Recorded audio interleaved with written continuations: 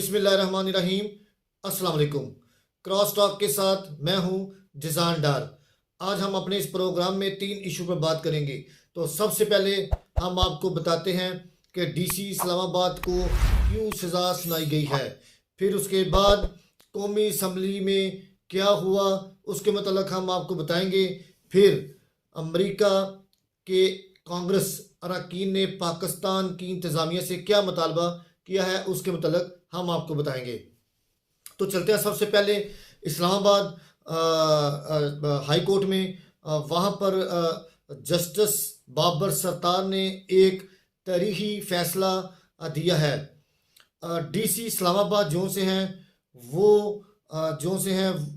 अपने mix conduct के मरतब पाए गए हैं। जस्टिस बाबर सत्तार ने 93 सफ़ात का फैसला जारी करते हुए बताया है कि उन्होंने कहा है कि हम इस नतीजे पर पहुंचे हैं कि जो अदालती आर्डर हैं उनको किस तरह ब्यूरोक्रेसी वो रद्दी की टोकरी में फेंक देती है।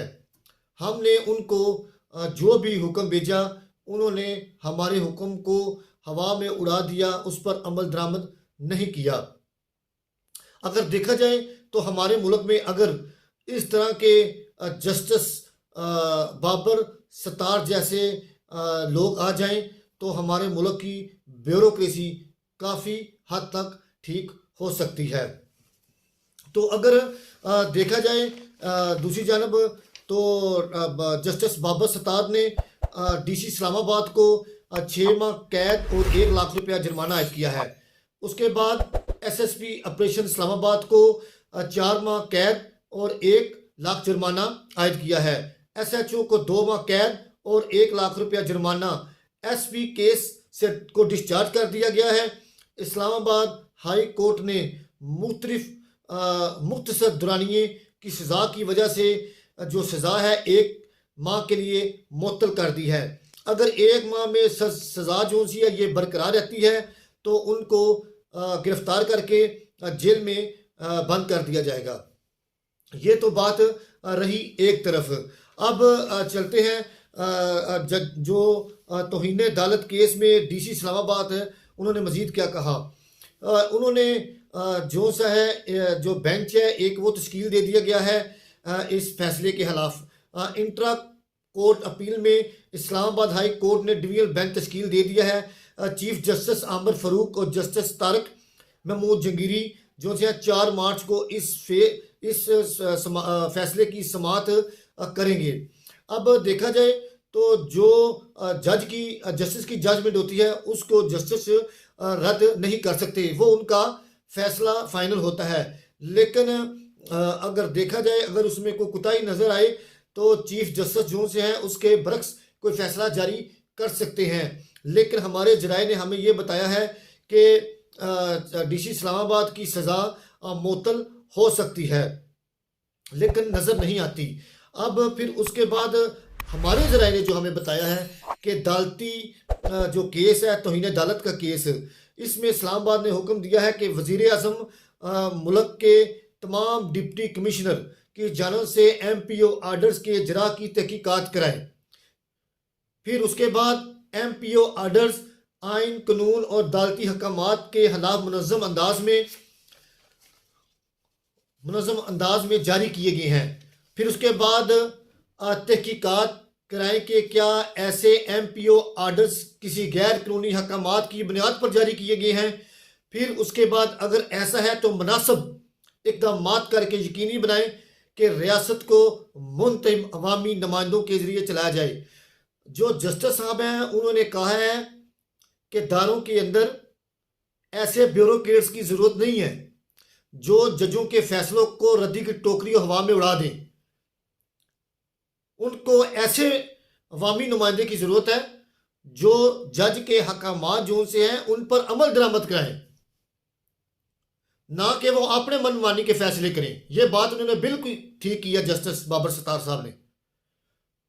अब कानून की पासदारी चलेगी और चलनी भी चाहिए। यहाँ पर लोग जो से हैं कानून को अपने पाँव के नीचे रौंद देते हैं। आखिर अब फैसला करना होगा तमाम जजों को, जितने मुल्क के अंदर जज हैं, जस्टिस है, कोई भी है, उन सबको फैसला करना होगा कि अब आइन और कानून की हुक्मरानी कायम करनी होगी और आम गरीब इंसान को जो से रिलीफ देना होगा। और जितने पेंडिंग फैसले पड़े उनको भी अब जल्दी खत्म करें। मुल्क में जो काम रुके हुए हैं लोगों के, वो उसमें एक खौफ की फिजा पाई जाती है। फिर उसके बाद अगर देखा जाए तो बाबर सत्तार ने ब्यूरोक्रेसी के इख्तियारात के गैर इंसानी और गैर कानूनी इस्तेमाल पर तरीही फैसला सुनाया है। सजा और रकम अहम नहीं है, बुनियादी तौर पर उन्होंने अंग्रेज दौर के कवानीन के गलत इख्तियारात पर दालती ज़रब लगाई है, जो आने वाले कई सालों तक फैसलों पर ज़ेर बहस आएगा। उम्मीद है बाकी जज भी इस तरह हिम्मत करके बिला खौफ व खतरे फैसले के खिलाफ बिला खौफ फैसले जो से हैं वो करें। वो अपने आप को खतरे में ना डालें, अपने आप को खतरे में महसूस ना करें कि हम फैसला नहीं कर सकते। एक अदालत नीचे है, एक अदालत अल्लाह की लगी हुई है। इधर आप गलत फैसला सुना देंगे, अल्लाह की अदालत में आपको कभी माफ नहीं किया जाएगा। अब देखें आगे 4 मार्च को इसका आगे मजीद समाअत होगी। देखिए उसमें जस्टिस साहब क्या कहते हैं, चीफ जस्टिस साहब। लेकिन हमारी जो ज़राए के मुताबिक बताया गया है कि इसमें सज़ा मुअत्तल भी की जा सकती है, लेकिन ज़्यादा जो चांस हैं वो डीसी इस्लामाबाद को जो है जेल की हवा खाना पड़ेगी। लेकिन यहाँ पर एक बात जो सबसे अहम है वो ये है कि इस फैसले के बाद DC Islamabad, SSP operation Islamabad अपने ओहदे के हकदार नहीं रहे। लेकिन हमारे ज़राए के मुताबिक वो अपने अभी तक ओहदों पर बैठ कर काम कर रहे हैं और मुख्तलिफ मीटिंग्स भी कर रहे हैं। इसका मतलब है अदालती हुक्म की कोई अहमियत नहीं, आखिर बिल आखिर इस पर कम अमल दरामद होगा। तो अब चलते हैं हमारे पास जो रिपोर्ट है दूसरी, कौमी असम्बली जैसा कि पाकिस्तान में एक बकरा मंडी कह लें या मछली मंडी बनी हुई है। वहाँ पर पढ़े लिखे जो लोग हैं वो अंदर एक दूसरे को गालियाँ दे रहे हैं और लड़ाइयाँ कर रहे हैं और एक दूसरे के ऊपर कोई जूता फेंक रहा है, कोई उनको इमरान खान के जो शक्ल के मास्क है वो फेंके जा रहे हैं। तहजीब के दायरे से दूर होते जा रहे हैं हम। आप अवामी नुमाइंदे हैं, आप अवाम को क्या बता रहे हैं कि हम इस किस्म के कौम हैं, जाहिल कौम। अगर आपने इस तरह ही करना है तो आप बेहतर है घर बैठ जाए, असम्बलियों में ना जाए। यकीन माने कई ऐसे जो दोस्त हैं वो कहते हैं हमने टीवी देखना ही छोड़ दिया कि यार ये टीवी पर क्या लगा हुआ है, और देखे असम्बली के अंदर क्या चल रहा है, पार्लियामान के अंदर। जो बात आपने करनी है आराम सुकून से बैठ कर करें। कभी स्पीकर के डेस्क के पास जाके बदतमीजी करते हैं आप, कभी हटरबाजी करते हैं आप, कभी कुछ करते हैं, कभी किसी के खिलाफ चोर चोर के नारे लगाते हैं, कभी किसी को घड़ी चोर कहते हैं। ऐसे ना करें आप, पाकिस्तान की मुआशरत का ख्याल करें, खुदा का खौफ करें। कुछ आपको ख्याल ही नहीं है। फिर उसके बाद आज असम्बली के अंदर लतीफ़ खोसा और स्पीकर राजा परवेज़ अशरफ के दरमियान बड़ा एक सख्त किस्म का मुकालमा भी हुआ है। उसको हम थोड़ा सा आपको बताना चाहते हैं। लतीफ़ खोसा साहब ने कहा, स्पीकर साहब आपको मुबारक हो, आपने 302 जो मुंतखब अरकान हैं उनका हल्फ ले लिया है। स्पीकर साहब आपको पता है 302 की दफ़ा कत्ल की दफ़ा होती है, आपने 302 की दफ़ा जमहूरियत के कत्ल के बराबर उनसे हल्फ लिया है। ये देखें कैसी कैसी बातें वहां पे हो रही हैं। उधर बचाए मुल्क के हालात ठीक करने के, उल्टा स्पीकर साहब के ऊपर इल्ज़ाम तराशियाँ लगाई जा रही हैं। फिर उसके बाद महमूद अचकज़ई, उन्होंने आज भी स्पीकर साहब के सामने बड़ी तख्त बातें की हैं, पाकिस्तान आर्मी की खिलाफ बातें की हैं, मुख्तलिफ दारों के खिलाफ बातें की हैं। इनको शर्म आनी चाहिए। आप जिनके कंधों पे सवार होके आते हैं उन्हीं को बातें करते हैं आप। पता है पार्लियामेंट को चलाना है, ये अवामी पार्लियामेंट है, उसको चलाना है, सब पता है हमें। आप ना बताएं, हमें सब पता है कि इनको कैसे चलाना है। आप अगर अकेले मुल्क को चलाएंगे तो आप लूट के रख देंगे मुल्क को।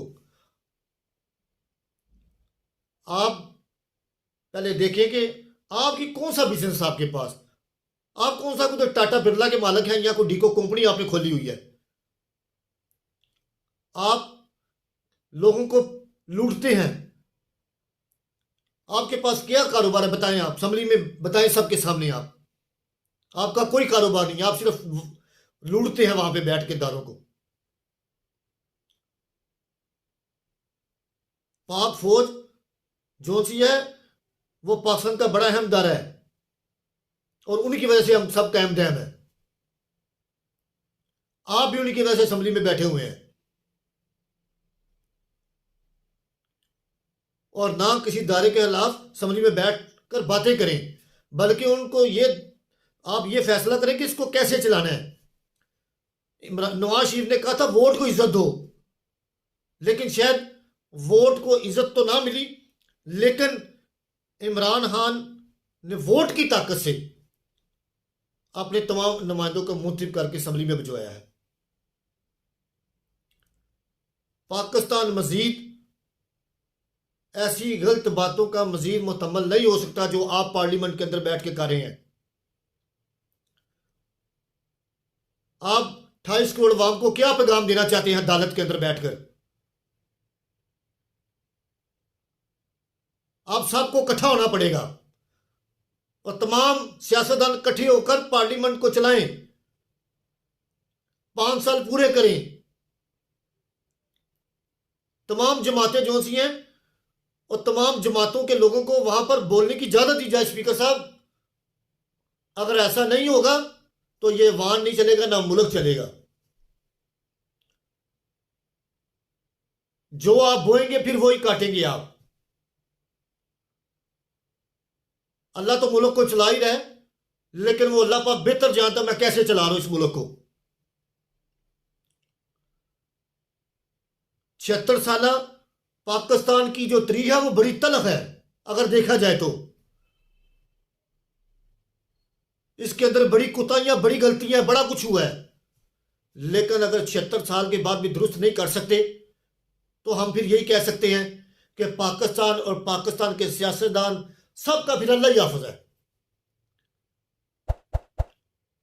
इसके साथ खिलवाड़ ना किया जाए, पाकिस्तान के साथ इसको सही तरीके से चलाया जाए, ईमानदार से चलाया जाए।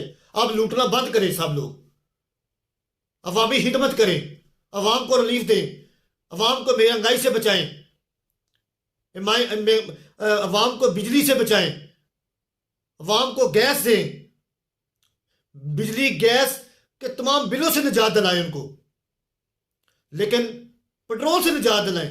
लेकिन यहां पर दिन ब दिन कीमतें बढ़ती जा रही हैं, अमीर से अमीर होता जा रहा है, गरीब गरीब से होता जा रहा है। बिलाखिर ये कब तक होगा? मुझे नहीं लगता कि महंगाई पर अभी कंट्रोल किया जा सके। जो खदशा जाहिर किया जा रहा है, वजारत खजाना ने भी कह दिया है कि मुल्क जोन से है वो अब मजीद महंगाई की तरफ जाएगा और ये फैसले आपको सख्त करना पड़ेंगे। देख लेना आप, अवाम फिर बाहर रोडों पर होगी और आप सब ने तमाशा देखना बैठ के, फिर आप भागेंगे मुल्कों के अंदर कर्जे पैसे मांगने के लिए। लेकिन मजीद मुल्क ऐसा मुकम्मल नहीं हो सकता। तमाम लोगों को, सूबे के तमाम असम्बलियों को सही चलाएं, ईमानदारी से चलाएं, अवामी काम करें, लूटे ना। लेकिन मेरे ख्याल से कोई बाज नहीं आएगा लूटने से, क्योंकि उन्होंने अपना पूरा सिस्टम नेटवर्क चलाना होता है। फिर उसके बाद हम चलते हैं अमेरिकन कांग्रेस अरकान ने पाकिस्तान से क्या मुतालबा किया है। अमेरिका दिन ब दिन जब सुबह उठता है उसको पाकिस्तान का ख्याल आ जाता है कि पाकिस्तान के मुआशी हालात बड़े ख़राब हैं, पाकिस्तान के अंदर जो धांधली हुई है उसके मतलब क्या करना है। तो अमेरिकन कांग्रेस अरकान ने 21 कांग्रेस के अरकान ने पाकिस्तान की इंतज़ामिया को खत लिखा है कि पाकिस्तान के अंदर जो तशद्दुद, फसाद, मुबैना धांधली, उसके खिलाफ तहकीकात करनी चाहिए और जो नई हुकूमत बनी है उसके साथ काम ना किया जाए। लेकिन हम अमेरिका के इस बयान को मुस्तरद करते हैं। हमने अपना पाकिस्तान ठीक करना, उसको सही चलाना है और पाकिस्तान को ये हक हासिल है कि पाकिस्तान के अंदरूनी और बैरूनी मामलात के अंदर कोई दूसरा मुल्क इंटरफेरेंस ना करे। कोई दूसरा मुल्क पाकिस्तान को मुश्किल के अंदर ना धकेले, ना दल दल के अंदर फंसाए और ना पाकिस्तान इसका मुतअम्मल है।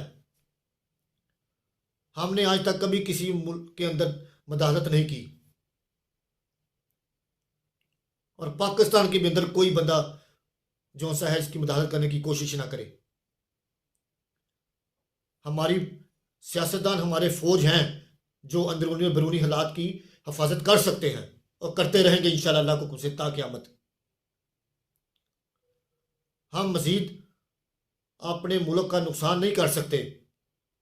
आप हमारे बाजू बने जो गैर मुल्की हैं, हमारा साथ दें हमारी मशत को ठीक करने के लिए। अब जो इलेक्शन गुजर गए बस ख़त्म हो गया, ठीक है, तहकीकात उसकी हो रही हैं, जो फैसला आएगा वो आप सब देख लेंगे इंशाल्लाह। वो वक्त दूर नहीं, अब पाकिस्तान अपनी मंजिल पर गमजन होना शुरू हो चुका है। पाकिस्तान में हालात बेहतरी की तरफ जाएंगे और ज़रूर जाएंगे।